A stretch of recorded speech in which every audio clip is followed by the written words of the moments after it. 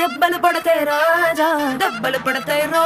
మంచు మోహన్ బాబు గారి ఫ్యామిలీ సినిమాల పరంగా ఎంత క్రేజ్ ఉందో ఎంత పేరుందో తెలియదు కానీ వీళ్ళ మీద వచ్చే కాంట్రవర్సీల పరంగా మాత్రం మంచి క్రేజ్ మంచి హైప్ ఉంది.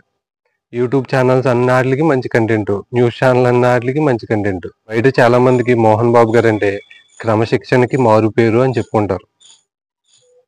అంత గొప్ప క్రమశిక్షణతో పెంచారు ఇద్దరు పిల్లల్ని. క్రమశిక్షణతో మంచు విష్ణు గారు కానీ మంచు మనోజ్ గారు కానీ ఎంత క్రమశిక్షణగా పెరిగారో అందరికీ తెలుస్తుంది. గతంలో మంచు మనోజ్ గారు మంచు విష్ణు గారు మధ్యన ఒక చిన్న గొడవ జరిగింది. ఆ వీడియోలు కూడా బయటకు వచ్చాయి.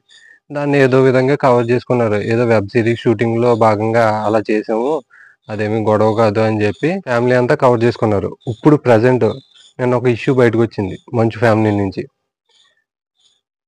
మోహన్ బాబు గారు మంచు మనోజ్ పై దాడి చేశారని చెప్పి. ఏంలే ఇది సోషల్ మీడియాలో ఏదో ఫేక్ న్యూస్ అయి ఉంటది, మళ్ళీ తండ్రి కొడుకులు ఎంత బరి తెగిచ్చారు అనుకున్నాం. తీరా ఆ న్యూస్ అన్ని వైరల్ అవుతూ ఉంటే మోహన్ బాబు గారు ఒక పోస్ట్ చేశారు. అందులో నిజం లేదు, అట్లాంటి వీడియోలు చేయొద్దు, అట్లాంటి వీడియోలు చేసిన వాళ్ళ మీద కంప్లైంట్ ఇస్తామని చెప్పి ఆయన పోస్ట్ చేశారు.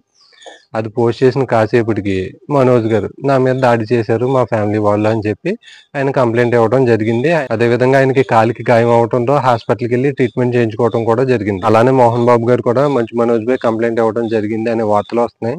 అందులో ఎంతవరకు నిజం ఉన్నదో లేదో తెలియదు కానీ మంచు మనోజ్ గారు అయితే తండ్రి మీద అయితే కంప్లైంట్ ఇవ్వడం జరిగింది.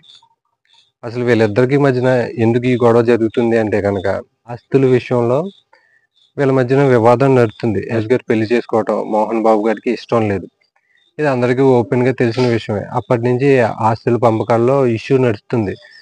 ఆ స్కూల్స్ విషయంలోని వీటి విషయంలోనే ఇష్యూ నడుస్తుంది. అది ఇప్పుడు చాలా స్థాయికి చేరిపోయి ఒకరినొకరిని కొట్టుకునే స్థాయికి వెళ్ళిపోయింది అన్నట్టు బయటకు వార్తలు వస్తున్నాయి.